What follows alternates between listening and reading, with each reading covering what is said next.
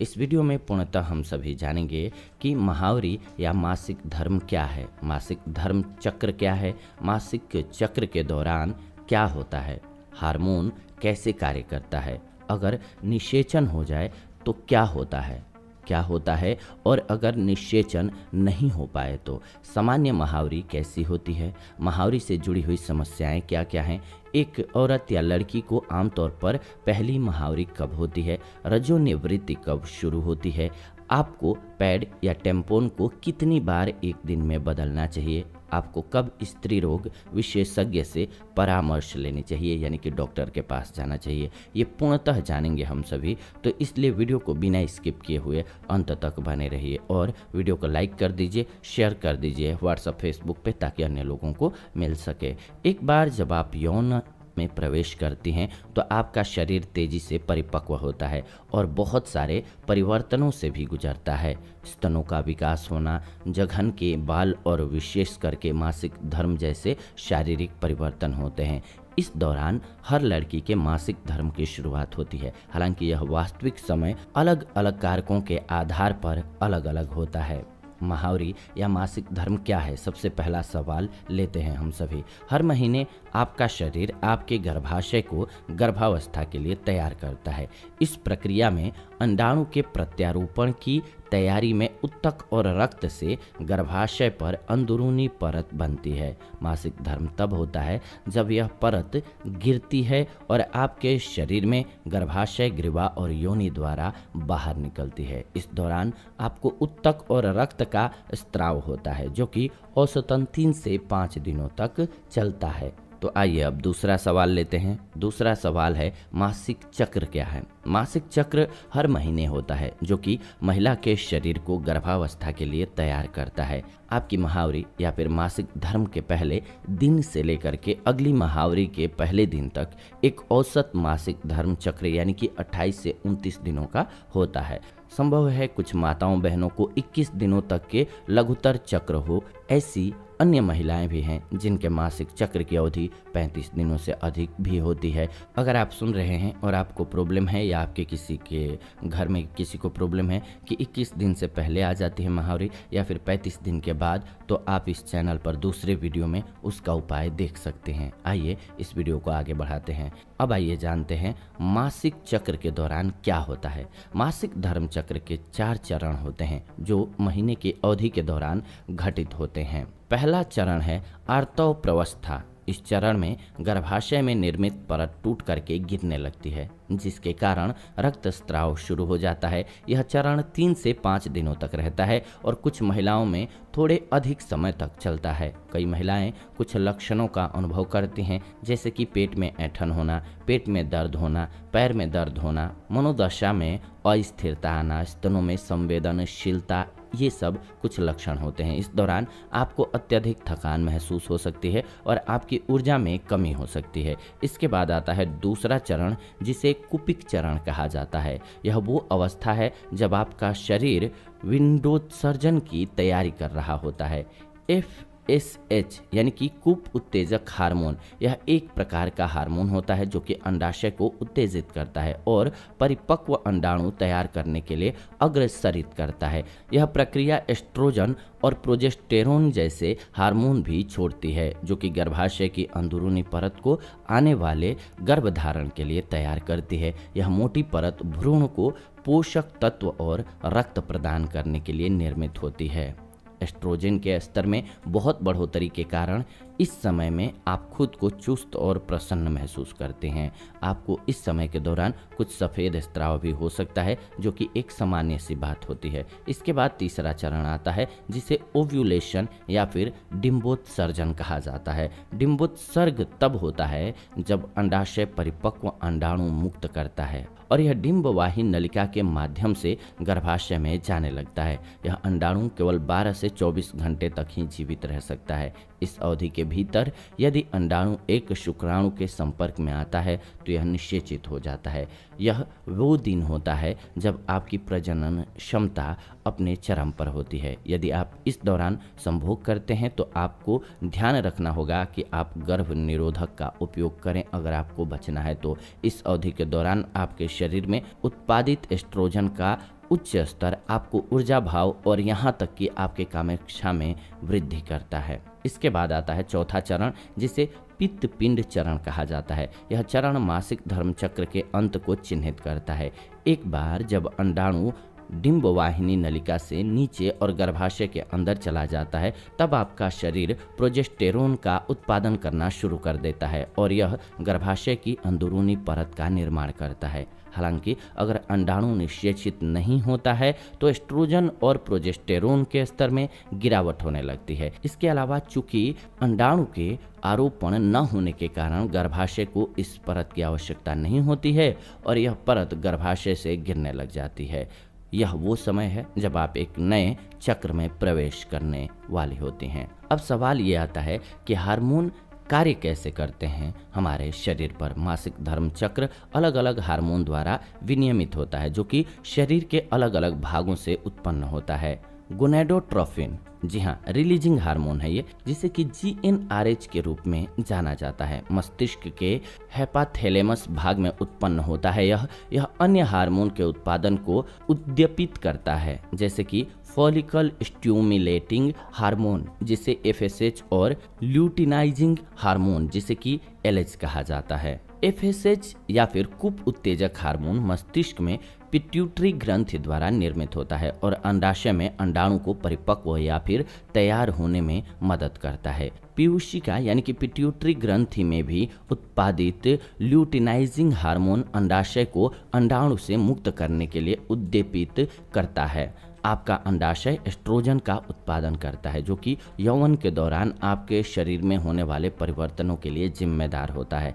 आपके शरीर में खास करके प्रजनन चक्र के दौरान इसकी बहुत ही भूमिकाएं होती हैं। प्रोजेस्टेरोन हार्मोन, जो कि अंडाशय द्वारा भी बनाया जाता है, आपके प्रजनन चक्र को नियमित बनाए रखने के साथ साथ गर्भावस्था की तैयारी की भी ये शुरुआत कर देता है। इसके अलावा इसके बाद क्या होता है डिंबोत्सर्ग के दौरान। जी हाँ, डिंबोत्सर्ग के दौरान आपके शरीर में एस्ट्रोजन के स्तर में वृद्धि होती है, जिसके कारण FSH हार्मोन में तुरंत कमी आ जाती है।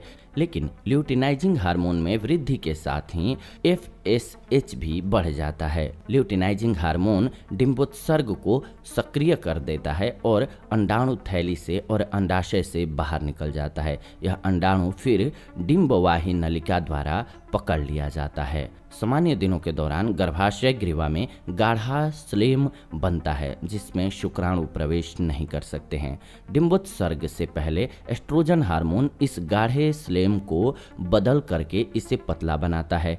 इससे शुक्राणु अंडाणु को निषेचित करने के लिए तैयार करके गर्भाशय के अंदर जा पाता है। इसके बाद समय आता है डिंबोत्सर्ग के बाद का। जी हाँ, अंडाणु के मुक्त होने के बाद अंडाशय का कूप जिसमें बदल जाता है उसे पीत पिंड कहते हैं। पीत पिंड कोशिकाओं का एक पीला पिंड होता है, जो कि प्रोजेस्टेरोन हार्मोन के उत्पादन के लिए जिम्मेदार होता है। प्रोजेस्टेरोन श्लेम को फिर से गाढ़ा कर देता है और जिसके कारण शुक्राणुओं का प्रवेश निषेध हो जाता है। इस समय आप देख सकते हैं कि आपका योनि का स्त्राव गाढ़ा और चिपचिपा होता है। प्रोजेस्टेरोन रक्त और उत्तकों की एक मोटी अंदरूनी परत बना करके अंडे के आरोपण के लिए गर्भाशय की दीवारों को भी तैयार करता है। प्रोजेस्टेरोन के स्तर में वृद्धि के साथ ही आपके स्तनों में थोड़ा खिंचाव भी महसूस हो सकता है और आप उनमें झुनझुनाहट वाली सनसनी का अनुभव कर सकते हैं। डिंबोत्सर्ग के बाद पिट्यूटरी ग्रंथि अब और अधिक अंडाणु को परिपक्व होने से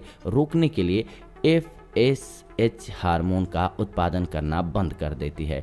अगर निषेचन हो जाए ऐसे में तो क्या करना चाहिए, ये भी सवाल आता है। जी हाँ, यदि अंडाशय से छूटा हुआ परिपक्व अंडाणु डिंबवाही नलिका में शुक्राणु द्वारा निषेचित हो जाता है तो यह गर्भाशय के अंदर जाता है और गर्भाशय की अंदरूनी परत पर प्रत्यारोपित हो जाता है। अंडाणु को अंडाशय से गर्भाशय तक पहुंचने में 6 से 12 दिन के बीच का समय लगता है। इस दौरान अंडाणु में सिर्फ 150 कोशिकाएं होती हैं।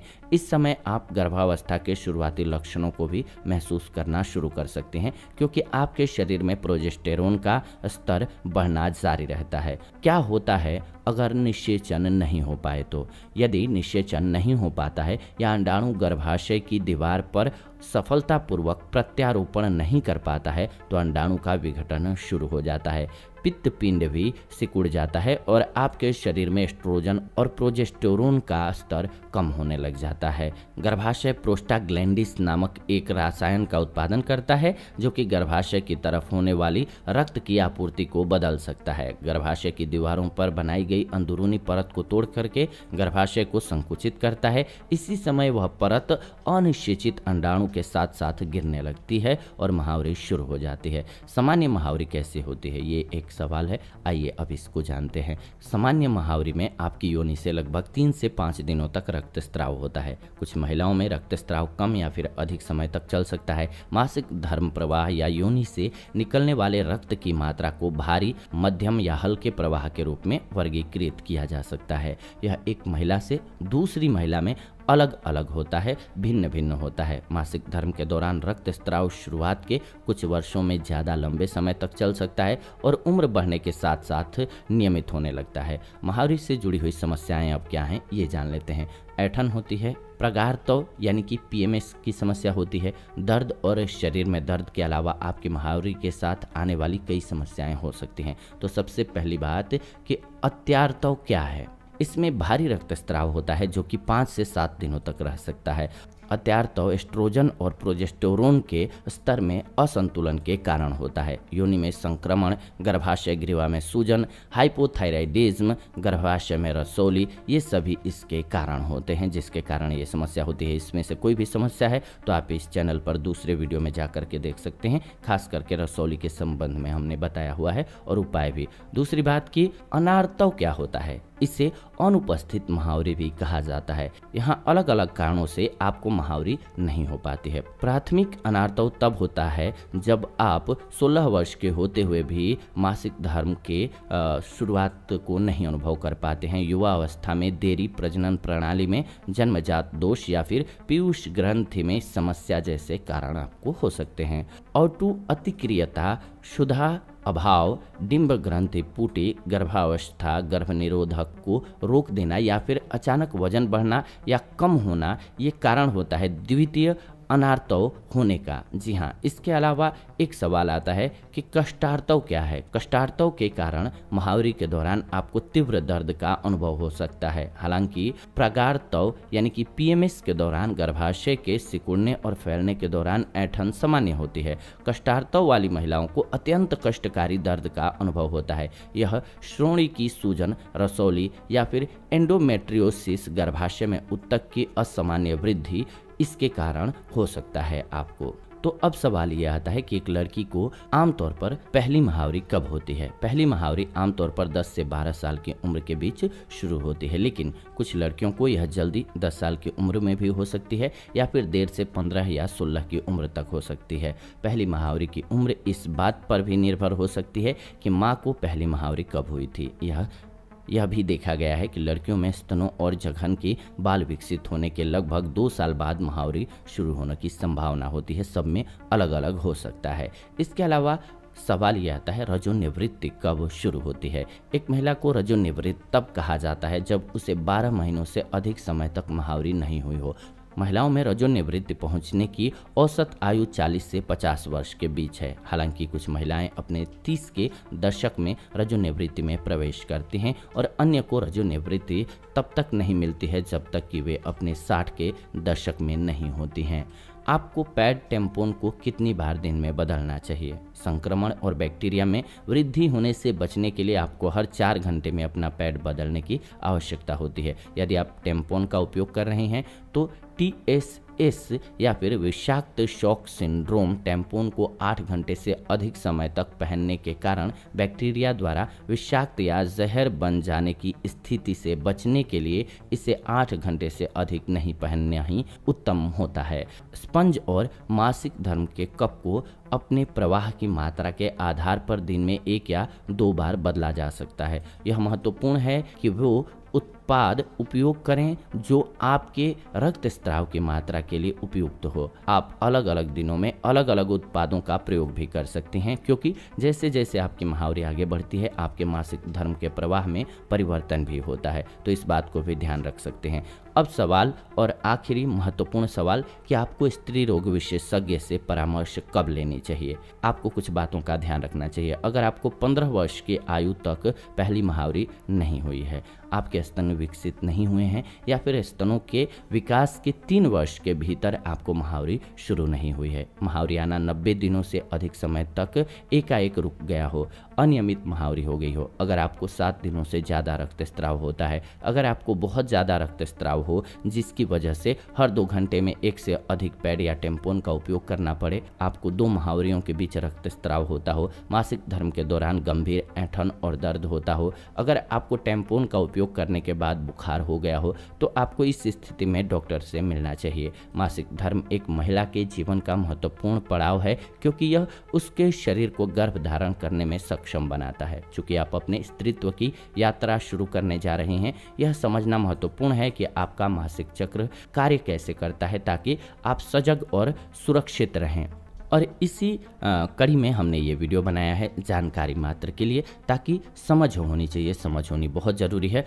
उम्मीद करते हैं कि आपको वीडियो पूर्णतः समझ में आई होगी। अगर फिर भी अगर कुछ कन्फ्यूजन लगता है आपको या कुछ समझ में ना आया हो तो कमेंट कर दीजिए, कमेंट के माध्यम से अपने सवाल लिख भेजिए, हम उस टॉपिक पर आपके लिए वीडियो बना देंगे। किसी भी प्रकार की अगर समस्या है, वो रसौली की समस्या हो या अंडे सही न बनने की समस्या हो या ओव्यूलेशन की समस्या हो, आप इस चैनल पर दूसरे वीडियोज़ में देख सकते हैं। तो इस चैनल पर वीडियोज हैं आपके लिए पर्याप्त, ज़रूर देखिए उन वीडियोज़ को प्लेलिस्ट में जा करके, और अगर कोई समस्या है आपको तो लिख भेजिए, हम उस पर वीडियो बना देंगे। अगर नहीं है इस चैनल पर वीडियो, तो वीडियो आप सभी देख रहे थे आयुर्वेदिक उपचार चैनल के माध्यम से। ऐसी ही नई वीडियोज के लिए हमारे साथ बने रहिए, चैनल को सब्सक्राइब करके बेल नोटिफिकेशन को ऑन करके। फिलहाल आज इस वीडियो में इतना ही, विदा लेते हैं आज की इस वीडियो से। जुड़ेंगे नई वीडियो में नई जानकारी के साथ, तब तक आप सभी खुश रहें, स्वस्थ रहें। धन्यवाद, नमस्कार।